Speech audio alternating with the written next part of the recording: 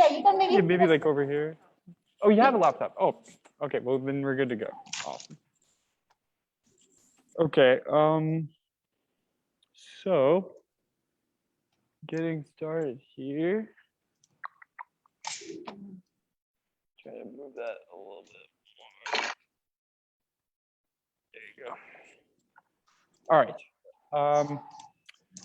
So for everyone here and for everyone on Zoom, or for everyone on Zoom, for everyone here, my name is Paige Swanson. I'm a full stack web developer. I work for a company called Abrigo, which is in Raleigh, North Carolina, and basically like a financial services company. That's my background. But I've also been working with the library for about a year doing this kind of like software in residence series, hopefully trying to teach people in the community about code and about software in general. So thanks for coming. Welcome. Celeste, I don't know if you want to say anything about the library. Hello, hi everybody. I don't know if you can see me. I don't see myself. I can see you.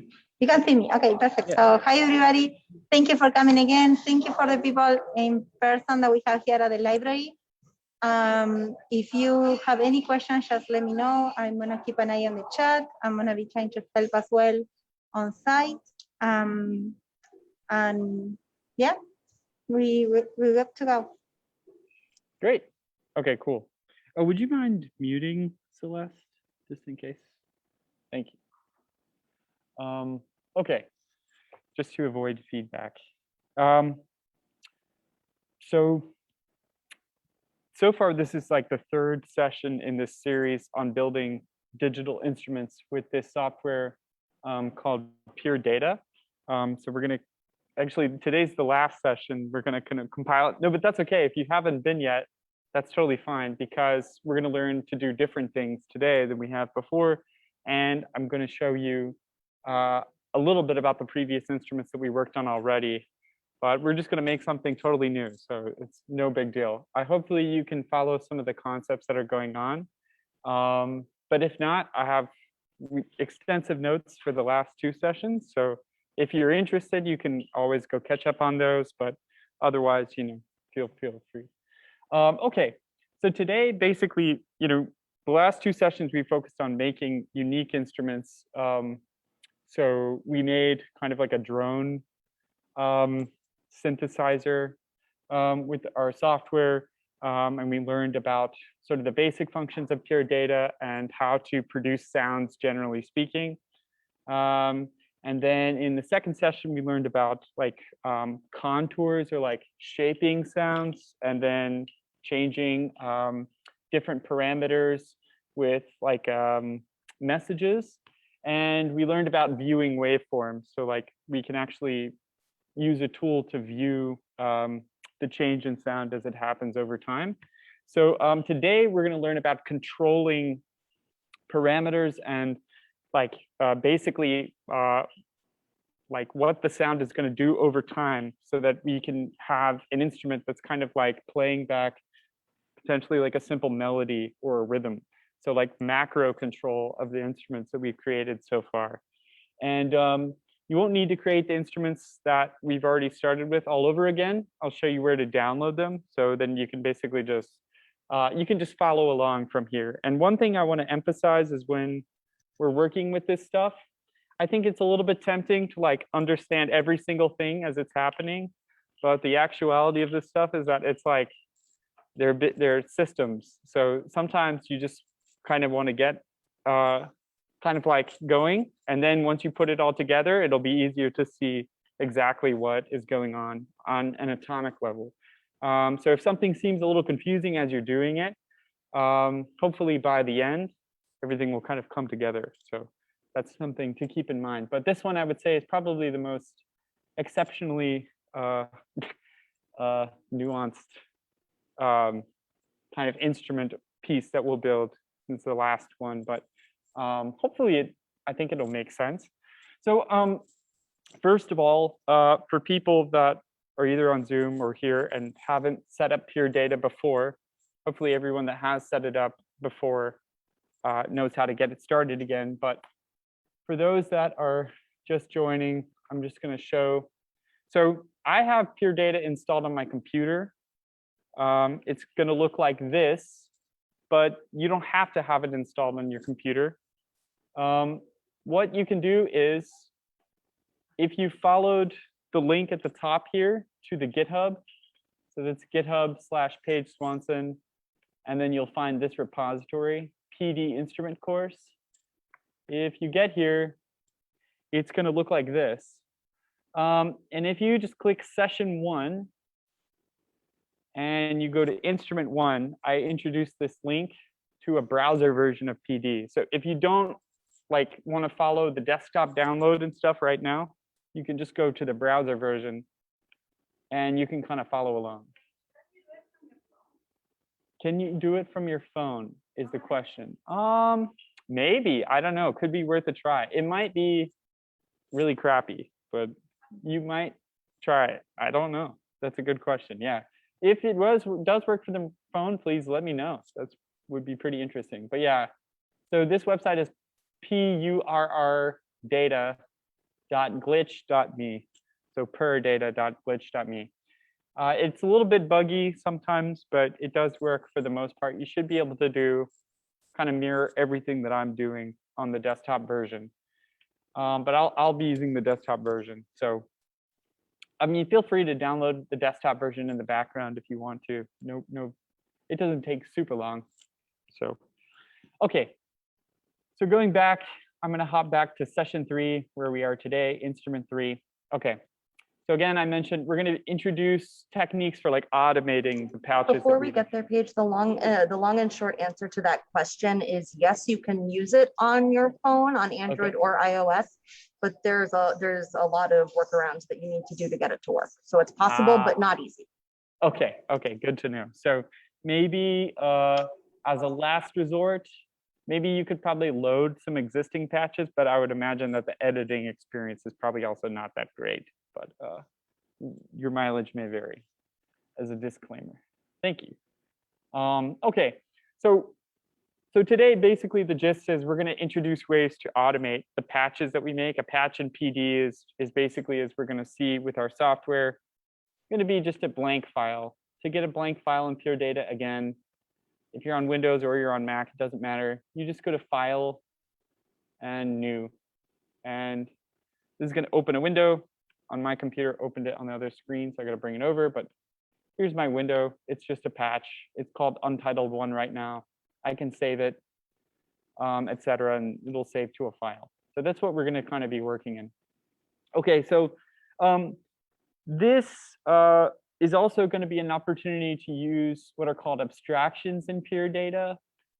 Basically, it just means if we've made an instrument before, and we want to use it in a new patch. So like this patch here, if I want to use an instrument that I've already made inside of this patch, we're going to talk about how to do that. Those are the two main things that we're going to talk about. So a lot of times what we've been working with previously is like raw numbers for controlling parameters and properties. So, to create a number in Pure Data, you can just say number like this, and you just go to the put at the top here and click number. Oops. And then you can control this number by control clicking or command clicking. You can basically move it up and down. But this gets really tiring or tiresome. It's not exactly the most intuitive thing. So Pure Data offers a lot of ways to add control to your patches, which we haven't really messed with since starting out. So I think this is really nice to learn about, because you can basically add like a user interface to your patch if you want your patch to be playable more like an instrument. So I'm going to just keep this number here as an example of what you can do with a number box, or with these different controls. So the first one, again, these are all built-in objects that you can access from the menus at the top.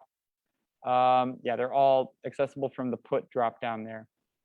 And most of them are click and drag or click or things like this. So the bang is something we've introduced previously from the previous sessions, but basically it just sends a little sends a little message.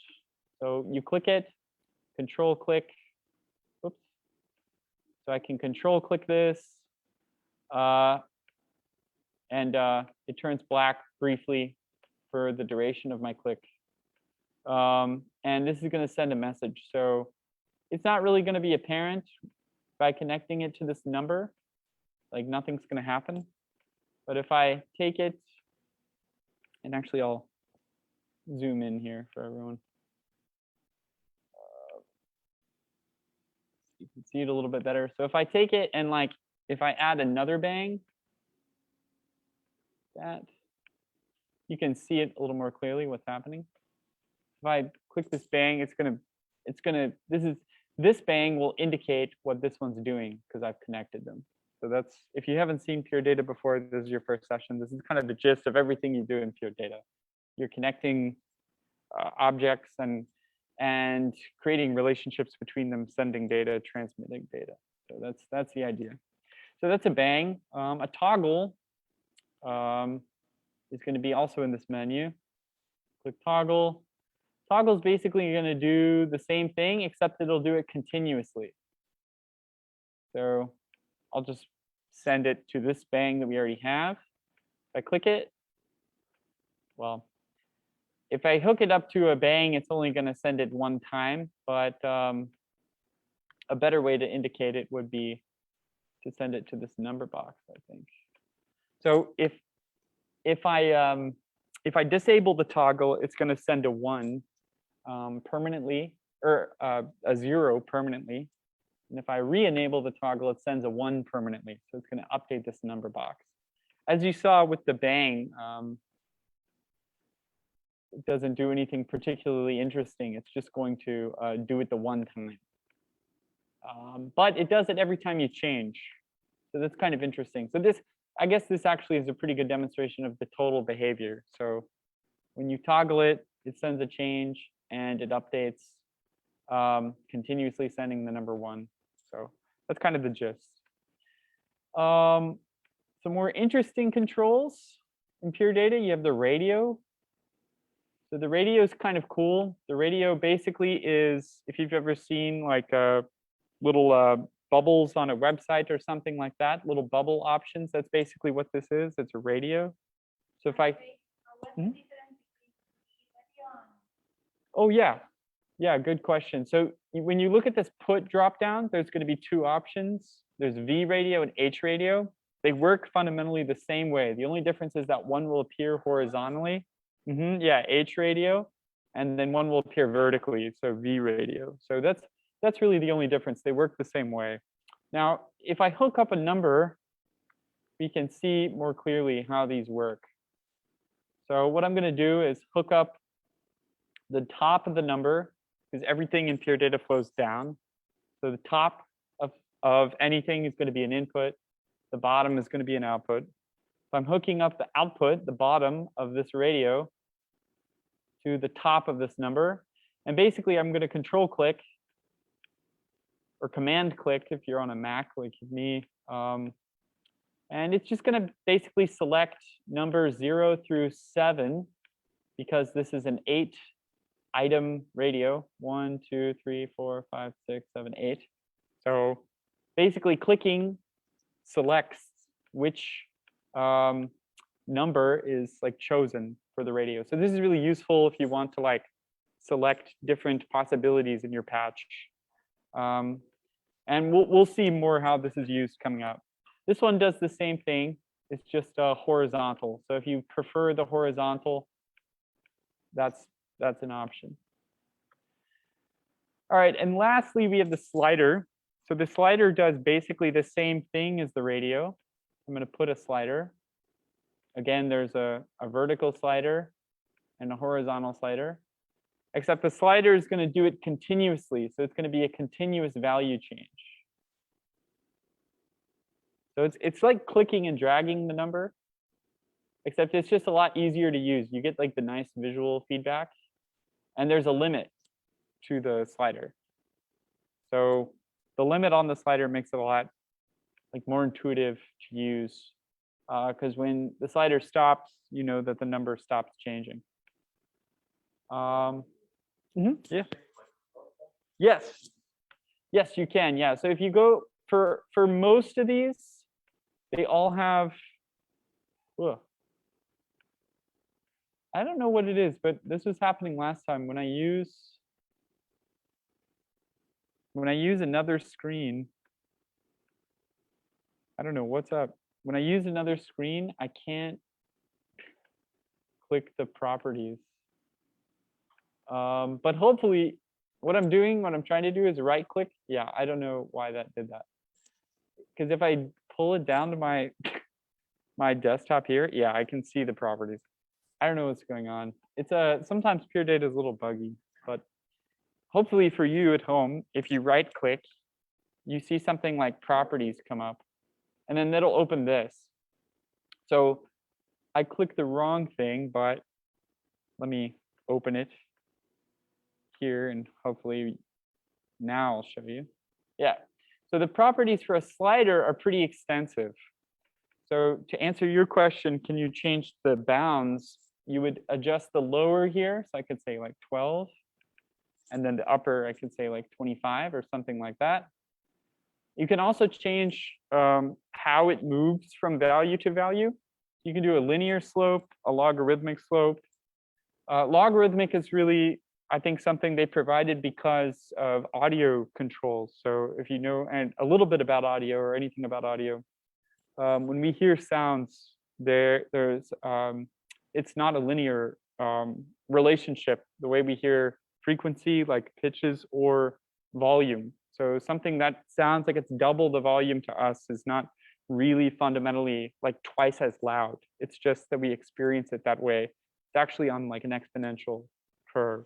So without going too much in detail, basically a lot of audio software, they'll provide like a log scale curve. So we'll kind of see what that looks like here. So if I do this, you can see, oops, I didn't save it. Let me drag it back over here. Oh, now I almost lost it.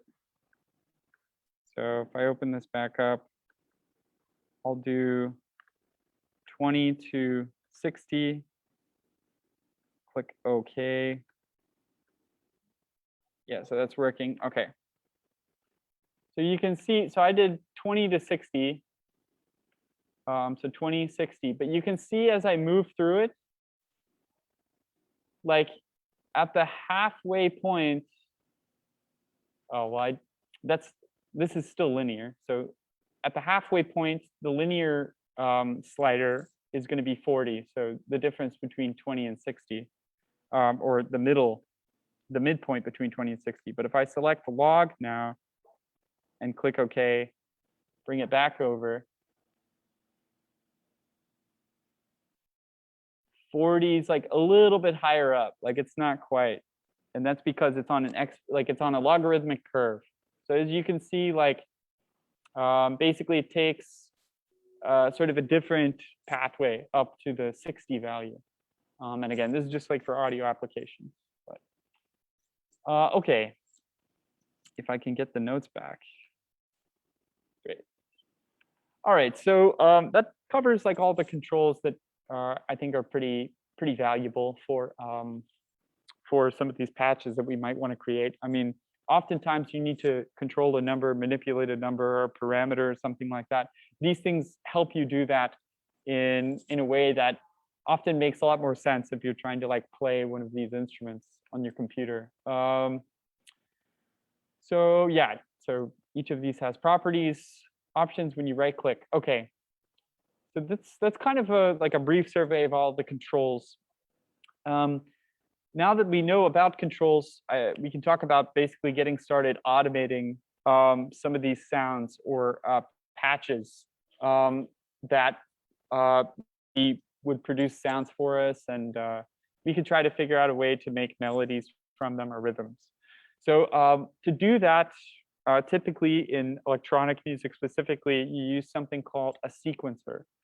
So a sequencer is basically something, and I just linked this Wikipedia article here. I mean, there's been sequencer software for quite a long time, but the gist behind this stuff And I think specifically the analog sequencer, if you go down to that, is like a really good kind of like a good way to visualize this because it's very basic.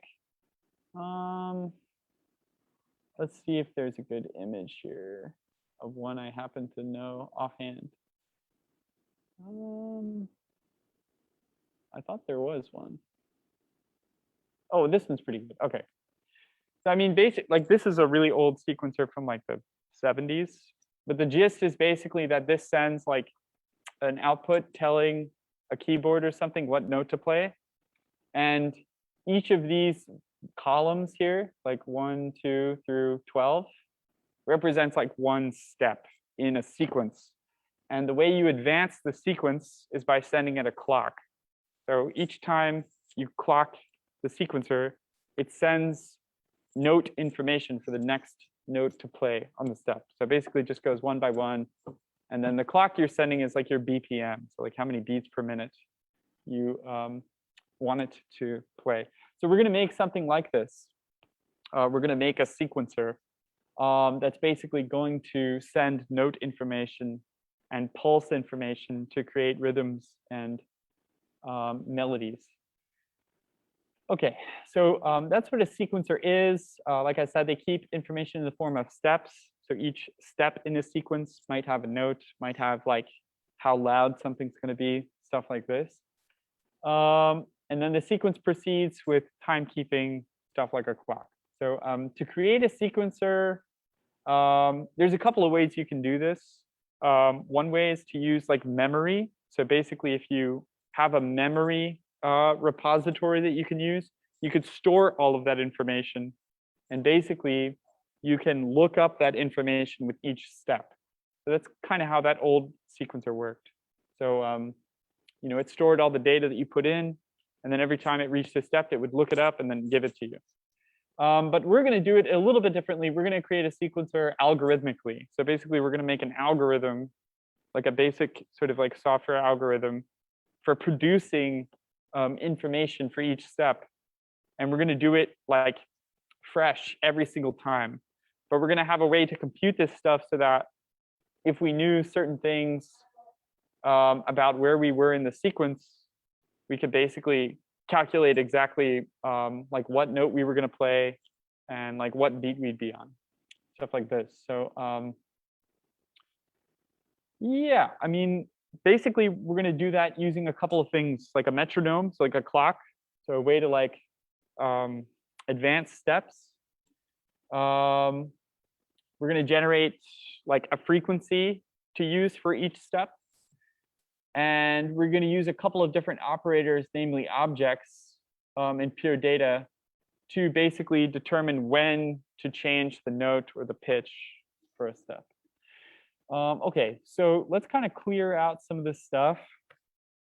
And let's get started on making this sequencer.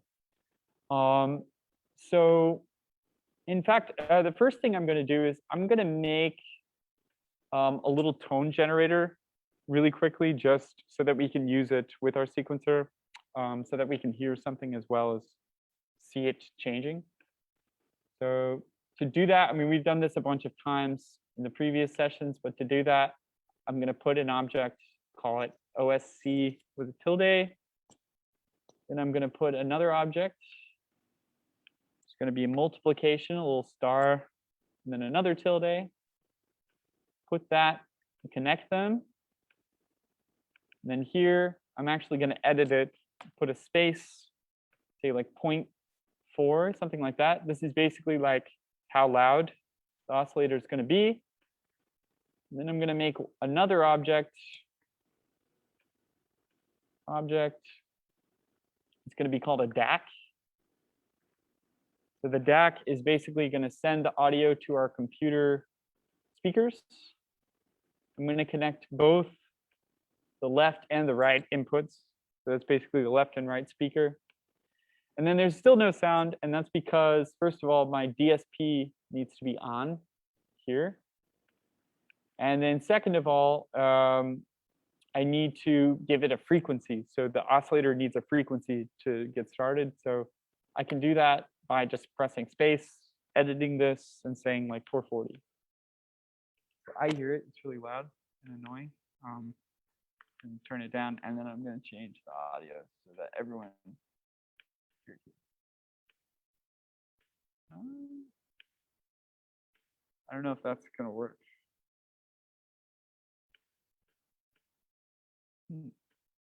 Oh, maybe I have to.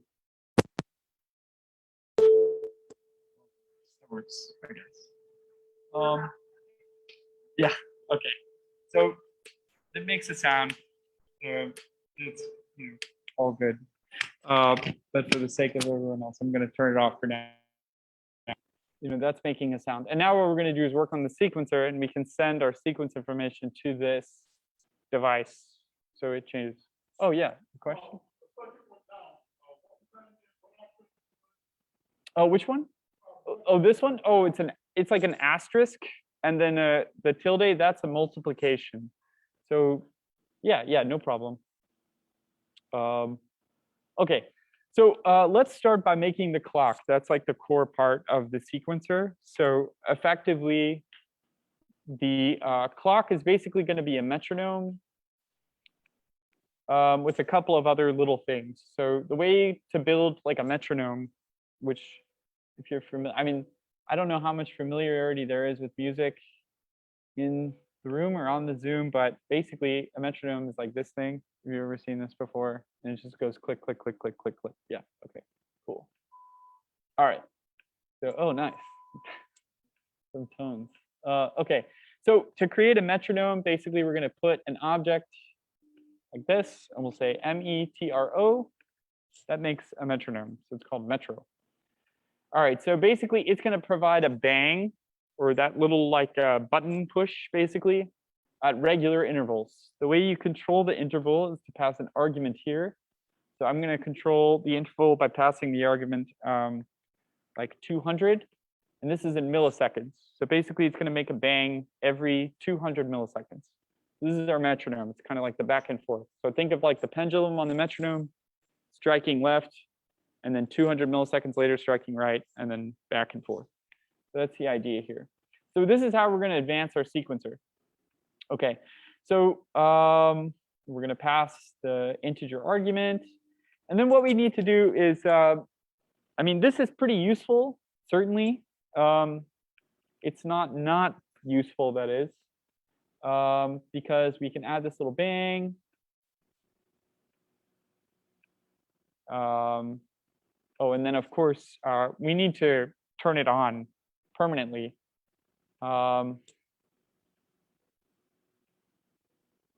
We'll send a bang to the top there. Okay, so you can see it's going. It's off now, right? So it's every 200 milliseconds. If I change it to 1,000 milliseconds or 1 second, it's going to bang. If I restart it, bang, will bang every 1 second. So that's basically how that works. But this is pretty useful for us. But for a sequencer or something like that, it's very useful to keep track of how many times we've had a tick, or like how many we've had, because then we can use that number to generate different things like the pitch of our oscillator or something like this. Right now, we don't have a really like a good way of extracting like a change for this like tone. Like there's no way, I mean, we could change it every 1 second, but like what would we change it to, basically? So we're going to add an accumulator. An accumulator is basically going to start at like 1 or 0, and it's going to accumulate 1 for each tick that goes by. So essentially, we're just going to add 1 every single time we get a tick.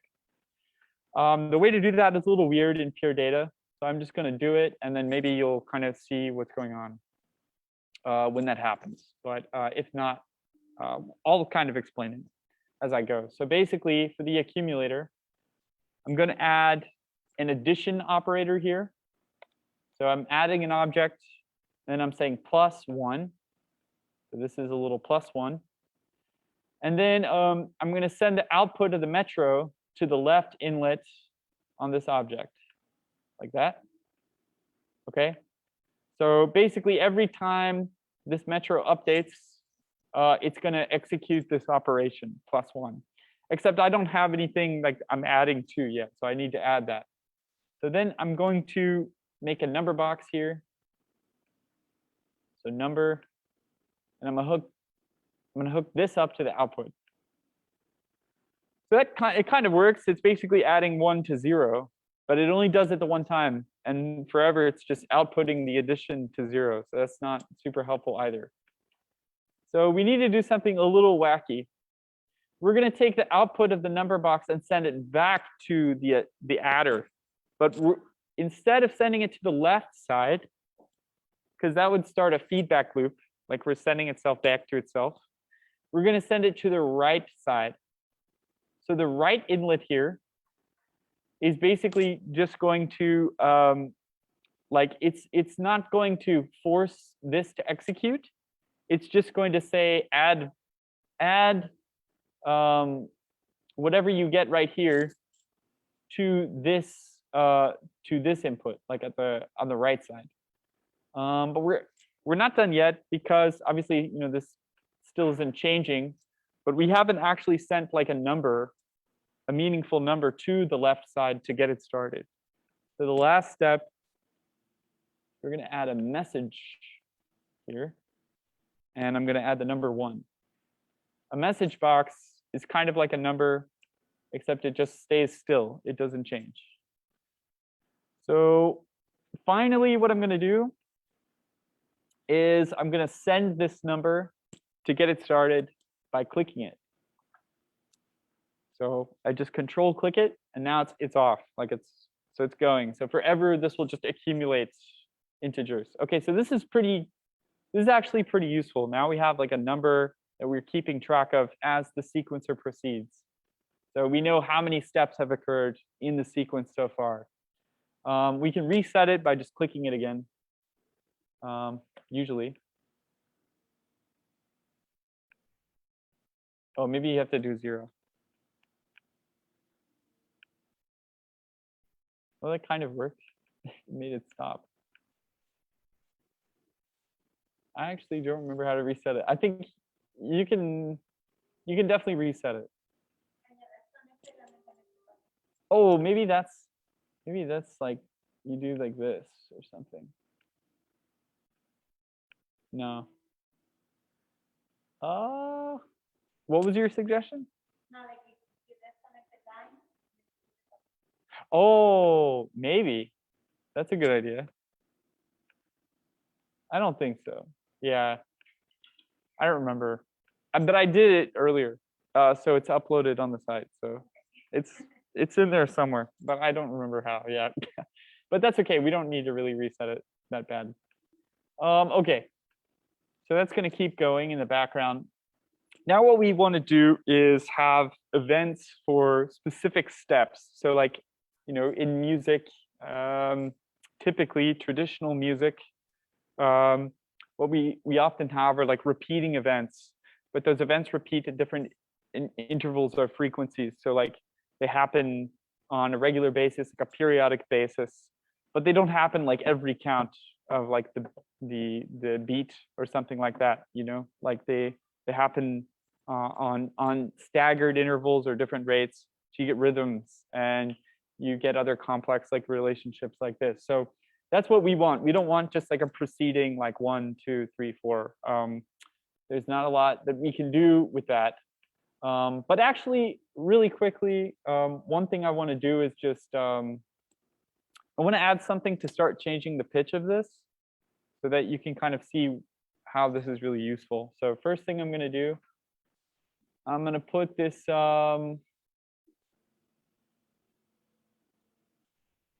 Let's see. Well, basically, I need a way to turn this into a frequency. So frequencies are usually going to be between something like 100 hertz and like, up to maybe like 10,000 hertz. So there's a couple things we could do to turn this number into something useful in that range. One thing would be to do a division. So division by basically the maximum frequency we would want to observe. So that could work. So let's do that. Let's take this object and we'll do divide. So just a /. And then we'll say like, let's say like 10,000 is pretty high. That's like a really high pitch. So let's say like 2,000, something like that. And for division, basically, I'm just going to send the output here in like that. So basically, this is going to continuously divide by 2,000. And then I get a number here, like that. So it's going to keep doing this. But I think what I want actually maybe is the opposite of this, or like the inverse, because I need a number between 1 and 2,000, but I don't want to exceed that, like if this count keeps going up. So actually, let's just get rid of the 2,000 here. And let's take this message box. So I want to do 1 divided by this instead. I'm going to take this, and whatever you're dividing by goes into the right side. So I'm going to put it over here instead. And then instead of connecting this message box, there's a question. Did you click the metro, the bang at the top right here? Oh, really? It's not proceeding anymore? Yeah, if you click this, sometimes if it stops, it'll, like if you change something, it'll stop. And you can click this again, this top bang. Did that not work? Okay. So the accumulator has stopped counting? Is that the idea? Okay. But is the bang still going? Yeah. Okay, the bang is still going. Okay, I see. All right, let's tear some of this away so we can kind of debug that. So what I would do is I'd remove the number and remove the message box. So just delete those two. And then instead of undoing like I just did, I'm just lazy and I didn't want to go get those back. So just leave your message box separate and stuff like that. Connect the accumulator first. So connect the output to the number and then the number back, but do not connect it to the left side. So maybe you did that. Connect it to the right side. Oh, it's all connected, right? Okay, and then connect this. Yeah, I mean, then it should be okay, hopefully. Still not? Oh man. Okay. What could be wrong? Yeah, let me take a look. Okay. Oh yeah, no problem.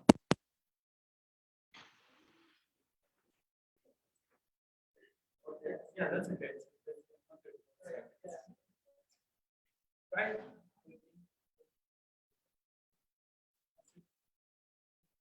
There goes. Yeah. So you have to initialize the accumulator. This up. This.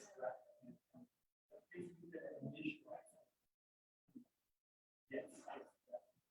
We need a number.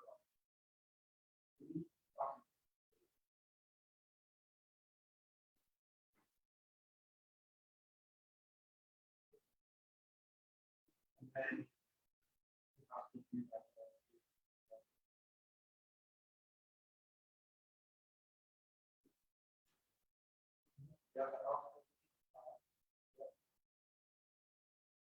get started.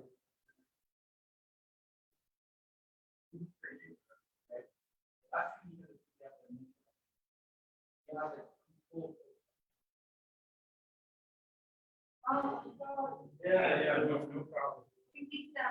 No, that's okay. That's okay. Okay, so the gist was that Yeah, the Mac, it'll be command. Yeah. Okay. So the gist, get yours going, just make sure to control so that it can begin. But okay. So in the interest of time, let's worry about changing the pitch a little bit later, once we get step events, because I think that'll be more interesting. Okay, so to make step events, like I said, so I'm going to select particular steps. I don't want to get every single step for my melody or whatever. So what I'm going to do is I'm going to introduce this new object. It's called a mod. The mod is comes from the word modulo, which is basically it's the remainder of integer division. So if I divide like two integers and I want another integer, I'm going to have two things that are the outcome of that operation. I'm going to have the remainder of that division, and I'm going to have like the divisor, or I don't remember what you call it, like the divisor, the quotient, or something like that. Oh, the quotient? Okay. Yeah, so I'm going to have those two things.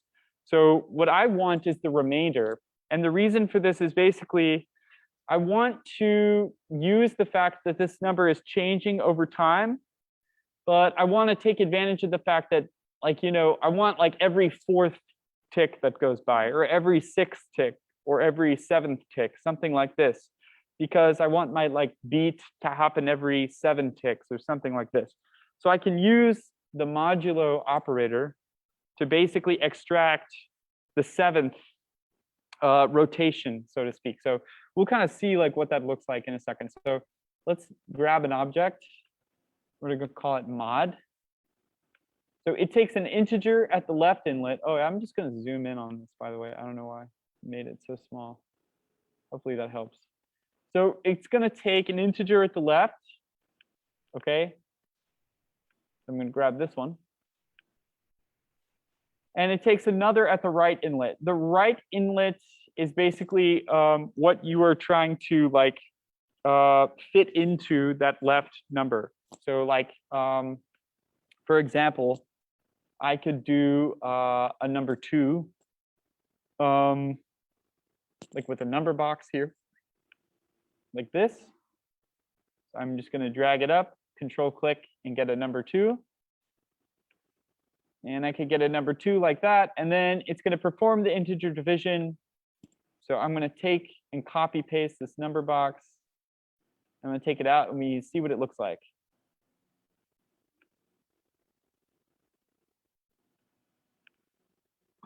And so far it looks like nothing, which is kind of, oh, there it goes. Okay. So you have to move it around at the right for it to actually take the value. So basically with a 2, the modulus with 2 is just going to give us a flip-flop between 0 and 1 forever.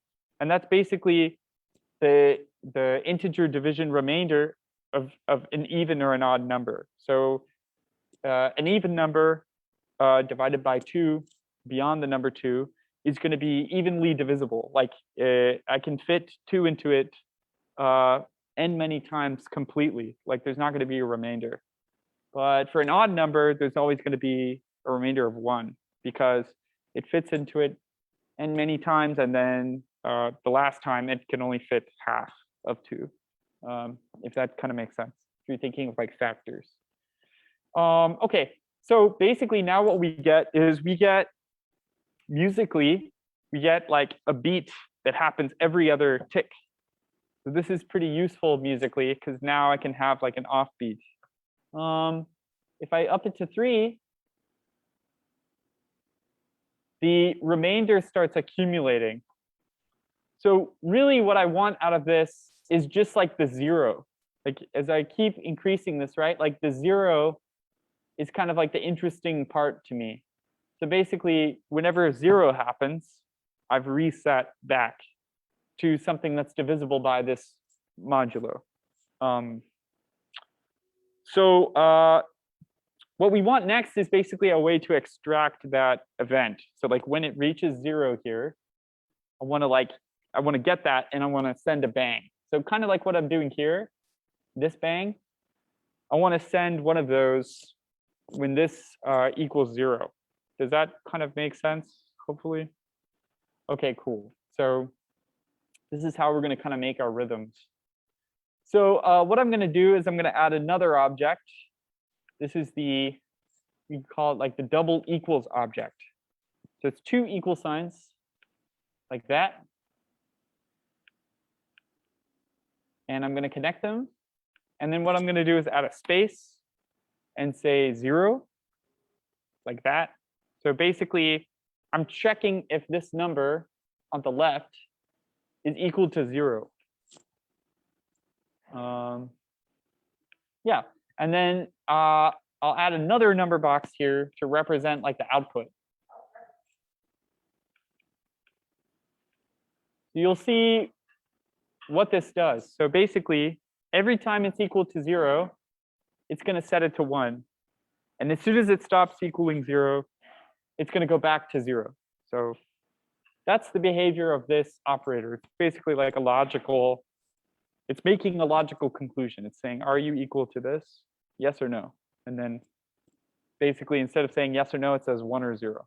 So that's the idea behind this. If you're familiar with programming at all, this is probably starting to get a little bit familiar, like these concepts, generally speaking. Okay, so we're almost there. But the problem is that we don't want a 1 or a 0. We want a bang, like we want like an event, so that we can trigger a sound or something like this. Okay, so what we're going to do is we're going to use yet another object. So we got kind of a chain going on here. I'm going to keep all these numbers in place so that you can see exactly like what's happening as it goes along. But normally I would like take them out and I would just connect them all together, because you don't need these number boxes in here. Like you can just connect it directly like that. Like you don't need the number, but it's nice to see what's going on. Okay, so the next thing I'm going to introduce is it's called a spigot. So a spigot, if you're familiar with that in real life, it's like a water spigot. Like, you know, it produces water or emits water. So I'm going to add one of these again. It's another object. Just going to type it out, spigot. So what the spigot does is it basically takes in a message or a number or something like this at the left-hand side. And again, all of these objects, by the way, in pure data, you can right-click. I can't, because on the screen, if I go back over to my other screen, you can right-click and click Help. Oops. Right-click Help, and I'll show you over here. So if you right-click the spigot, you get a little help window, basically explaining how this object works.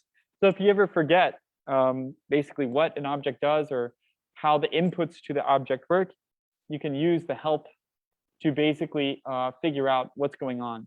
So for the spigot, it's going to take at the left inlet a message that we want to pass, and at the right inlet over here, it's going to take a 1 or a 0, which is perfect, because that's what we have. We have a 1 or a 0.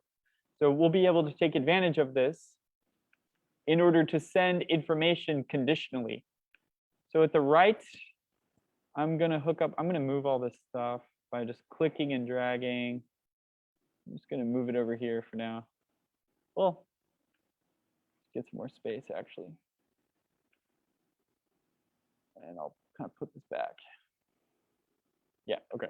So at the right, I'm going to send the 1 or the 0. And at the left, I'm going to send the message. So the message I want to send, in this case, if we're controlling pitch, is going to be like a number. Really, it should be a frequency, but I don't have like a good frequency right now. So I'll just send this, but we'll change it eventually. So I'll send this over to my spigot. Okay. And then what I'm going to do is I'm going to add a number box, another one final number box here, so we can track as the spigot updates.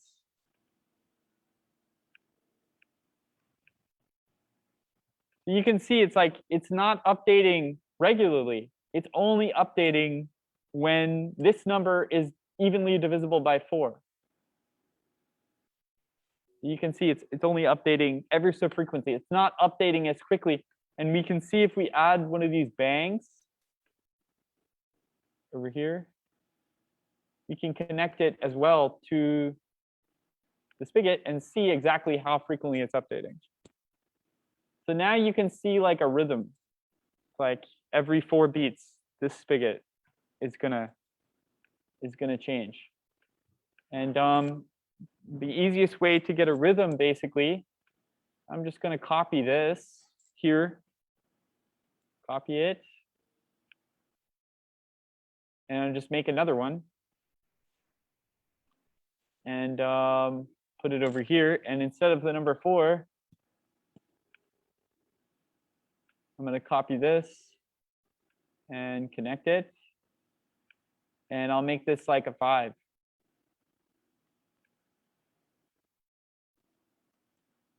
And I'll do my spigot again. So I'll connect that over here, and I'll connect this message.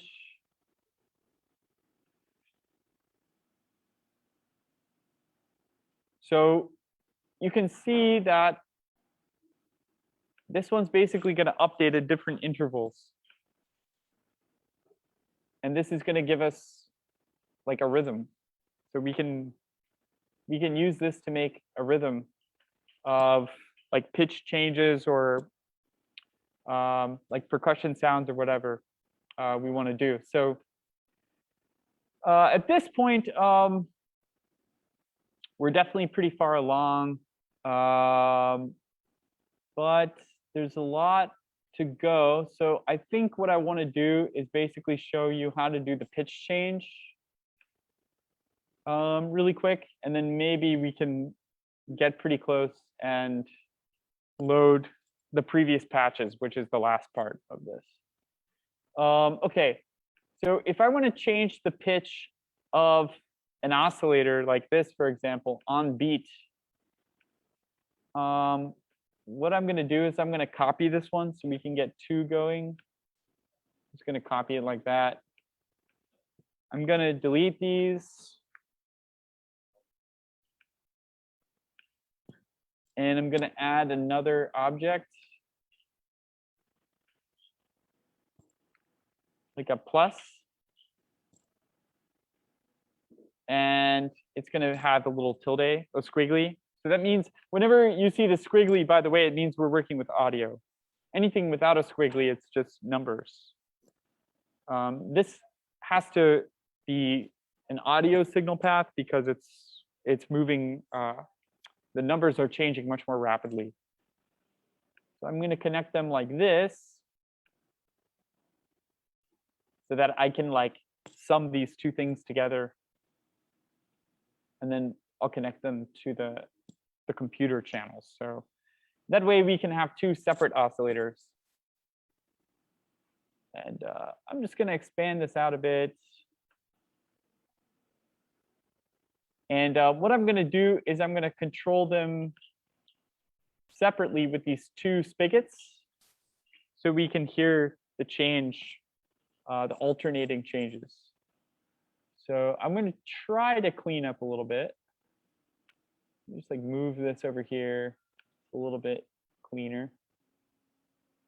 And I'll put this spigot here so you can kind of see it. And then this one, I'll keep it. Whoa. This one, oh, dang. I'll keep this one like over here, or move this stuff over here. That's actually, that doesn't look too bad, I don't think. Yeah, okay. So hopefully it's a little clearer what's going on. So, okay. We're going to take these numbers, and we're going to try to turn them into usable frequencies. So right now, they're not super usable. I mean, they're useful, but they're not like frequencies that are changing dramatically or very rapidly. So they're kind of boring. If I connect them up, we can hear them. God, that sucks. It's right in my ear. I'm going to turn them down to play them on the speakers. Still don't know why I can't put them on the. Do you hear that? No. Nope, that's just me. Oh, wait, I know. Ha. I have to go to my audio settings. That's what I gotta do.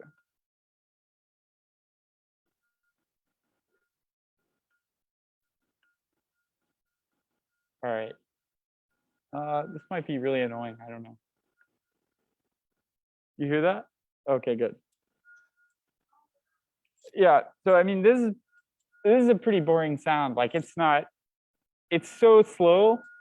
Like the change in frequency is so slow and it's happening. So like, yeah, there should just be two. Actually, be kind of cool. We can actually get rid of this little plus and we can just hook them up to the left and right speakers.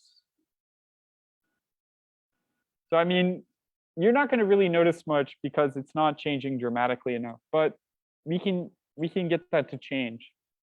So first of all, what I'm going to do is I'm going to go over to the Metro. I'm going to update it to be much faster, so 200 milliseconds. And I'm going to click start again. I mean, you can kind of hear a little more going on now. It's like getting increasingly higher in pitch, so to speak. So what I'm going to do is I'm going to try to create a relationship with this accumulator number such that this changes more dramatically depending on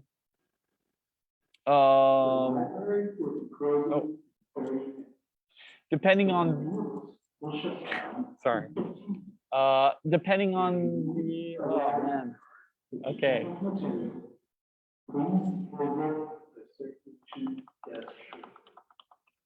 Okay, depending on this value, I want to make a number that goes between 0 and 1, and that keeps returning to between 0 and 1. And then that way I have like a nice little range, which I can then scale up to whatever I want. Like if I multiply a number between 0 and 1 by 2000, right, I'll get a number between 0 and 2000.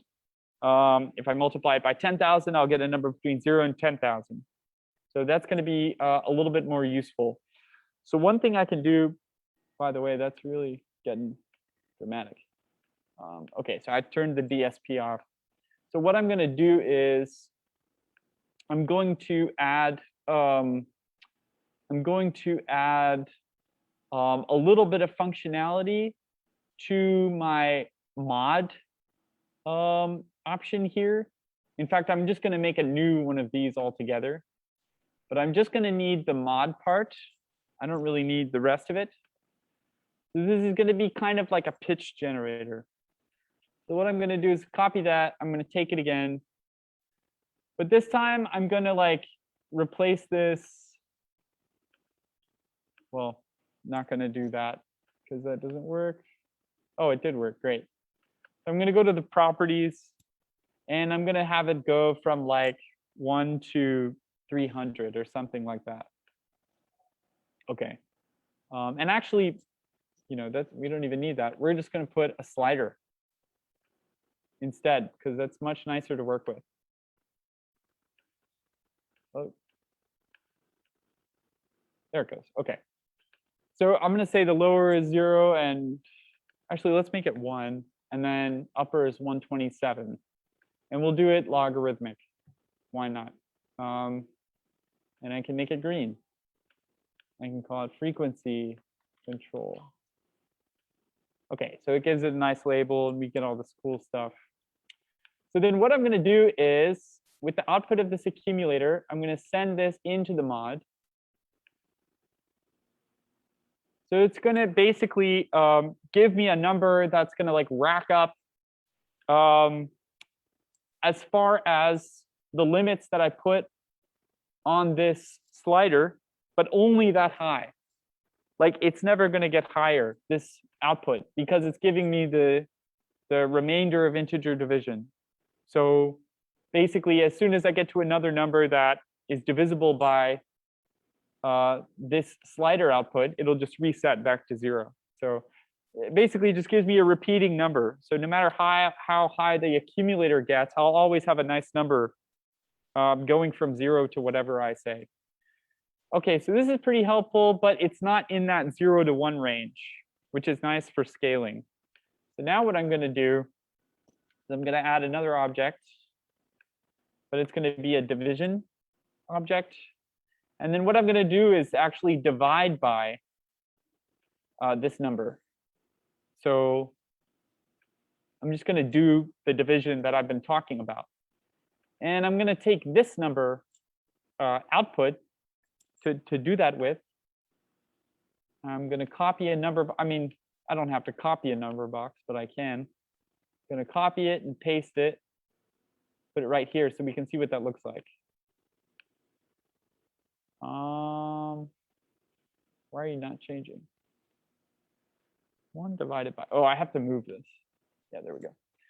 So now we're getting the number I was talking about. So it's like a really nice, like it's going from 0 to 1 and it stops and then goes back down. And 0 to 1 and then stops and goes back down. That's really nice.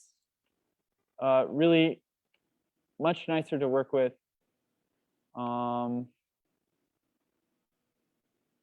I kind of don't want it to go to 0 because 0 isn't a very nice frequency. It's going to make a click, but I also don't really care. Okay, so the only other part of this, so now we have like a nice number to work with. Oh, and finally, let's scale it up to like a useful frequency. So to do that, I'm going to add one more object, a multiplier, and I'm going to say by like,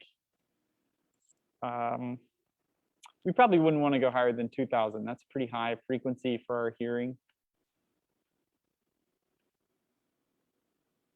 We can send that in instead of this, and we'll just get rid of that 1. Actually, we'll send both. It doesn't really matter. Okay, so let's enable DSP again, and we can hear this.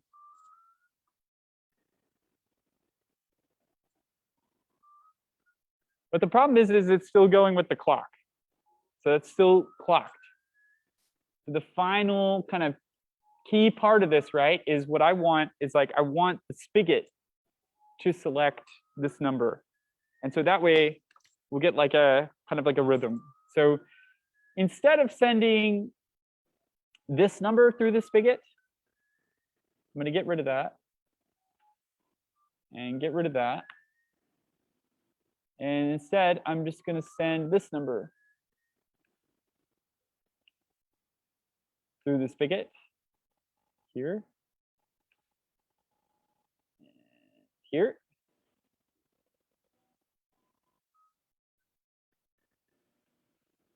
So this one's already working. You can already hear it. Oh yeah, here it is.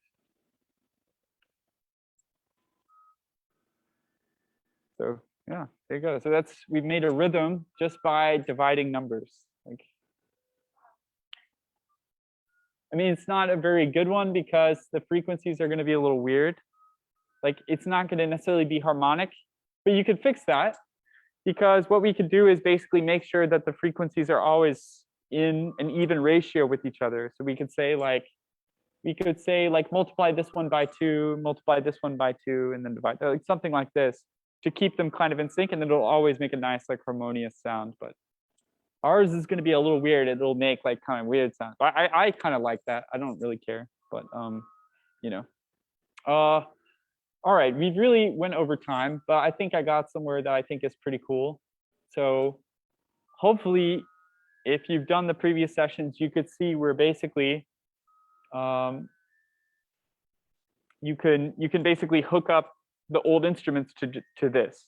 And now you have like a whole ecosystem. But really quickly, since we're out of time, oh, maybe I should save this. But don't forget to save if you don't want to lose everything. Yes, yeah. So I've uploaded some. Yeah, so I uploaded this this exercise. So if you saw like how there's the notes that we're looking at, and then there's a file next to it, that's the file. So you can download that and you can play with it, and it's got more thorough explanations going on. All right, so I saved this. So I'm actually going to close it really quick because I'm going to show you kind of like what everything would look like if we put together everything that we've made so far.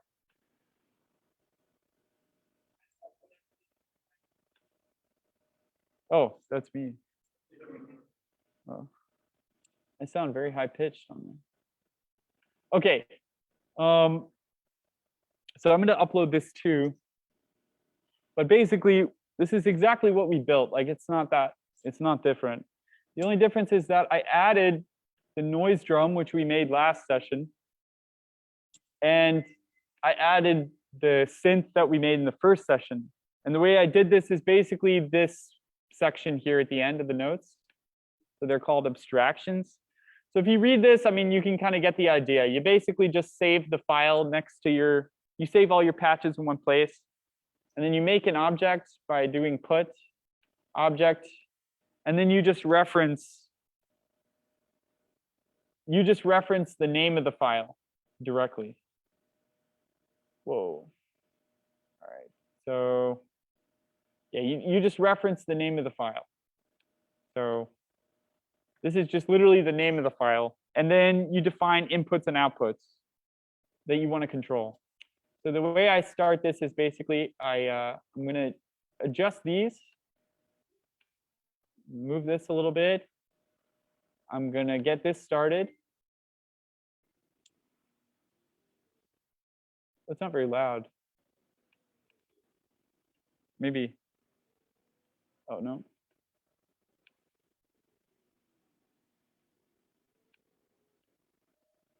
Well. Oh, there we go.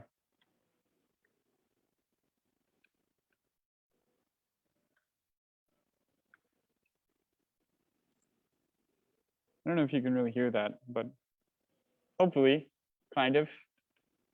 If I do, keep going louder.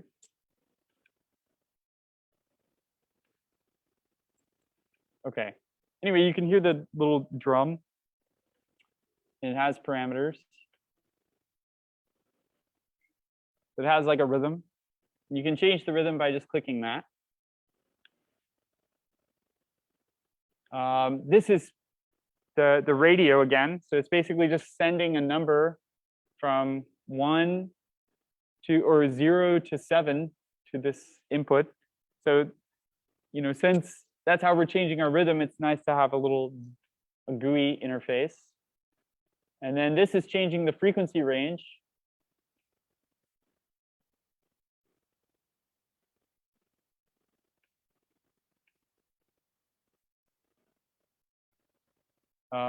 Yeah, so that's that. So yeah, thanks for joining. Yeah, if you want to download this, it's on the site. Just this part is on the site, but I might upload both, just so yeah, you can see how to load these things in. So yeah, I think that's the end of the instruments, right? I think. Any more instruments? Okay. 2 November. Yes. Right. Cool. Yeah. So great. Yeah. Oh, and I have office hours every Monday. So yeah. Yeah. Next class is in November. Oh, we do. Okay. Okay. Right. About the same thing. Okay. We can talk. Maybe we won't do this. But if people want to do this, then maybe we will do it. You're right. Um, I'm scheduling in November for myself, so I got myself screwed up. We have 4 Oh. classes in October. No problem. Yes. Okay. So there are 4 in October. So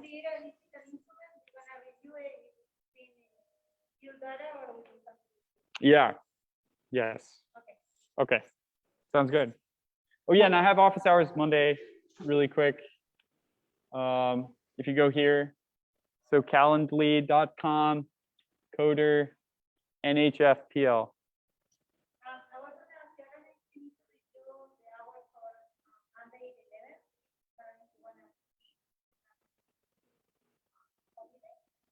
Oh, it's a holiday. That's right. Yeah. If anyone signs up, don't worry about it. I'll do it. But if no one signs up, I guess I won't do it. But yeah. Okay. All right. Thanks, everyone. All right, thanks, everybody. Have a great rest of your evening.